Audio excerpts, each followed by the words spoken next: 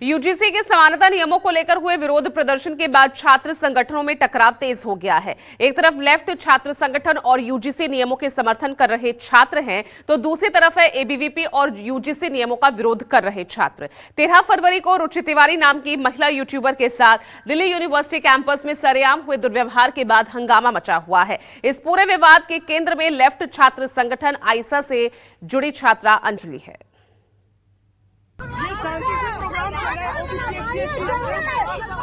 चलो लेके चलो।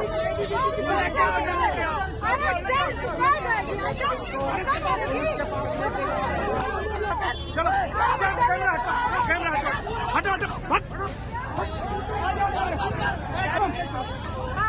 हाँ जिसको पता चलेगा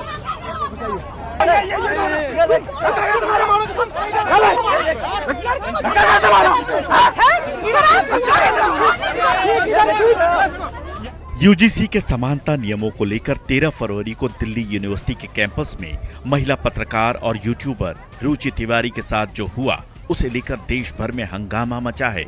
इस पूरे विवाद के केंद्र में लेफ्ट छात्र संगठन आइसा की सदस्य अंजलि हैं। आरोप है कि ये पूरा विवाद उन्हीं के कारण शुरू हुआ और फिर उसके बाद रुचि तिवारी के साथ सरेआम अभद्रता की गई। लेकिन अंजलि का आरोप है कि इस पूरे विवाद को रुचि तिवारी ने भड़काया। एक महिला जो खुद को पत्रकार कहती हैं, यूट्यूबर हैं, पत्रकार की पढ़ाई करते हैं लोग, बहुत मेहनत से पत्रकारिता करते हैं, उनको मैं पत्रकार नहीं मानूंगी। वो आती हैं और उस महिला का इतिहास है, जंतर मंतर पे यूजीसी के समर्थन में अगर प्रोटेस्ट होगा कि लागू करो, वहां पहुंच जाएगी। जेएनयू में होगा, वहां पहुंच जाएगी और वहां जाकर एक तरफा झूठा नैरेटिव पेडल करती हैं। ये वही महिला है जिसका वीडियो सर्कुलेट हो रहा है, दलित वंचितों के पास जाके कहती है 5000 साल से पानी नहीं मिला, अब मिल गया पानी, क्या झाड़ू लगा के चलना पड़ता है तुमको? ये तो सर, ये तो टिप्पणी ऐसी है जिसके बेसिस पे एससी/एसटी एक्ट लगता है। उस लड़की ने किया लड़की का सम्मान, 5 लड़कियों ने मिलकर लड़की का सम्मान किया। किसी लड़की को रोड पे गला पकड़ के, हाथ पकड़ के उसको जबरदस्ती खींचते हुए ले जाना, ये सम्मान है? तो विवाद शुरू कहाँ से हुआ था? जो खुद सम्मान दे नहीं सकता है, वो सम्मान का अधिकारी कैसे हो जाता है? आप मुझको सम्मान नहीं दोगे, आप मुझको गाली दोगे और आप कहोगे कि हम आपको आदरणीय बोले, हम आपको रेस्पेक्टेड बोले, ये कैसे हो सकता है भाई? आप हमको गाली दीजिएगा तो मैं भजन सुनाऊं आपको? कुछ लोग यूजीसी के पक्ष में थे, कुछ लोग विपक्ष में थे। मैं यूजीसी के जो नया रेगुलेशन है उसके विपक्ष में था। शांतिपूर्ण धरना प्रदर्शन अपनी जगह है, हमने किया, उन्होंने किया, कोई मसला नहीं है। ना हम लोग उनमें व्यवधान डालने गए, ना उन्होंने कोई हमें परेशान किया। लेकिन किसी लड़की के साथ अगर इस तरीके का चीज होगा तो ये विचारधारा की लड़ाई कहाँ रह गई? ये तो फिर महिला के सम्मान की लड़ाई आ गई है।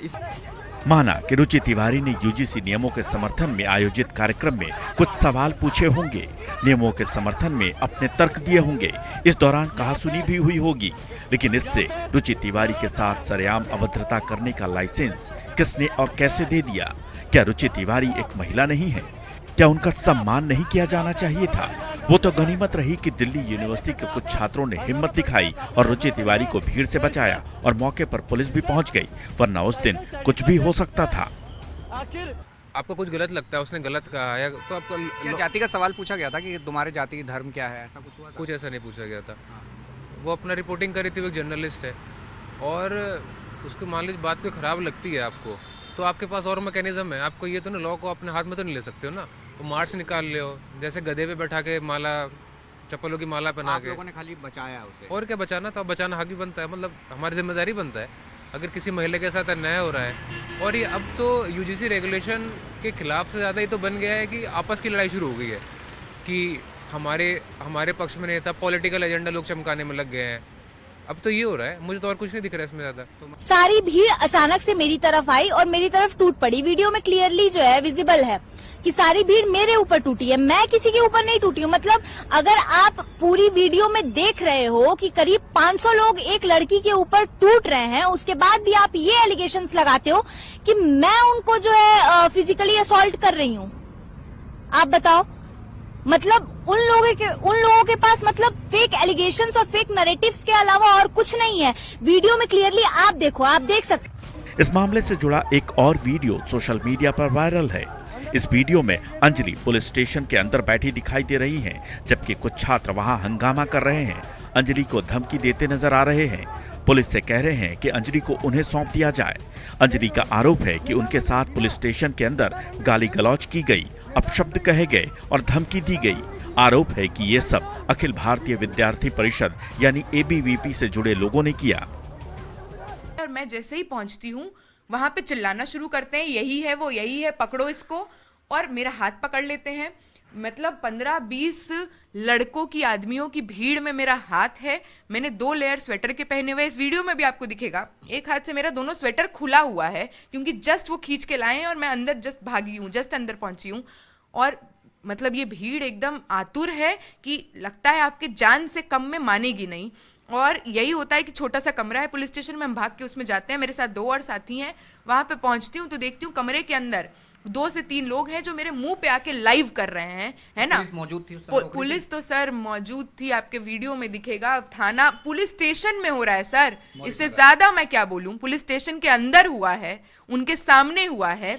वो लड़का पत्रकार खुद को कहता है, वो भी यूट्यूबर है, लगातार इस तरह का प्रोपेगेंडा करता है, मुझे उसका नाम नहीं पता। वो आके बहुत नेता बन रही थी ना, कपड़ा फाड़ो इसका, कपड़ा फाड़ो बोला जा रहा है पुलिस के सामने, कोई एक्शन नहीं होता है। वो जो लड़का है गेट पे खड़े होकर माँ बहन की गाली दे रहा है, उसका नाम करण है, लॉ सेंटर 1 में पढ़ता है, पुलिस को बताया है, मेरी FIR में मैंने ये दर्ज किया है।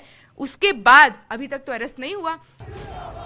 हालांकि इस मामले में कुछ छात्रों का दावा अलग है। उनका कहना है कि विवाद में शामिल छात्र किसी संगठन से जुड़े नहीं थे और एबीवीपी का इससे कोई लेना देना नहीं है। एबीवीपी से जुड़े छात्रों ने भी अंजलि के दावों को पूरी तरह खारिज करते हुए कहा है कि संगठन को बदनाम करने की कोशिश की जा रही है। Bureau report, news 24।